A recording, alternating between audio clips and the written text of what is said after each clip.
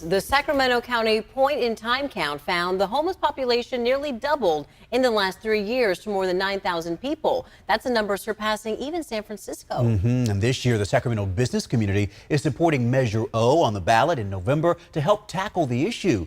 Tonight, ABC 10's Luke Clary has a look at what it calls for.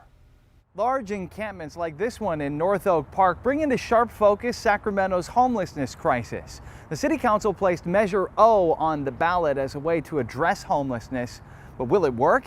That depends on who you ask. From the streets of downtown Sacramento to the spaces between and below its highways, the crisis of homelessness has grown impossible to ignore. Measure O asks voters whether to adopt the Emergency Shelter Enforcement Act, which prohibits encampments, requires the city to identify a minimum number of emergency shelter spaces, and conditions the city's camping ordinance on shelter space availability, among other provisions. Yes, we wrote the measure. We put this together with experts. Joshua Wood is the CEO of the Sacramento Region Business Association, which supports Measure O alongside other business groups. But it's not just because we want the streets clean for businesses. It's because we want them safe for our families.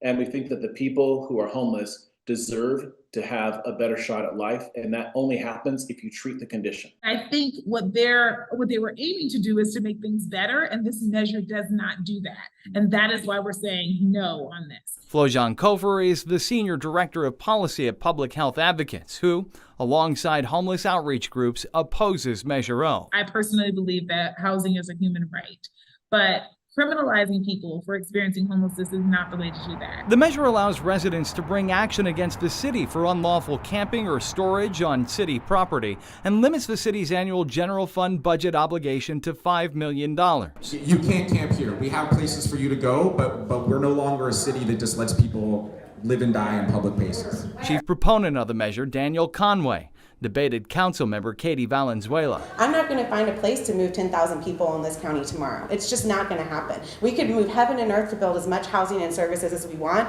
There will still be encampments under this freeway tomorrow. The council member complained that $5 million isn't going to new housing, mental health, or substance abuse services, and would only delay real solutions. It was designed to fail. This is a measure that is really designed to give people something to vote on, to give Daniel something that he could campaign on and say, look, we're doing something. But the reality is it's not doing anything. I've heard from county leadership, and all you hear is kind of more of the same in terms of why we can't do things. Speaking of the county, Measure O comes with a catch. The new ordinance wouldn't be enforced unless and until the city reaches an agreement with the county. I think that we've made years of strides in months. Wood is very confident the two sides will reach a deal soon. The requirement for the city and the county to work together, why isn't that the entire measure? And Kofer says it's the only good thing in the measure.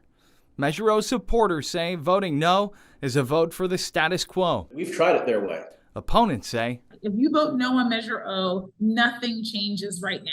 But if you vote yes on Measure O, things will get worse. So is Measure O the solution to Sacramento's homelessness crisis? Voters like you will decide.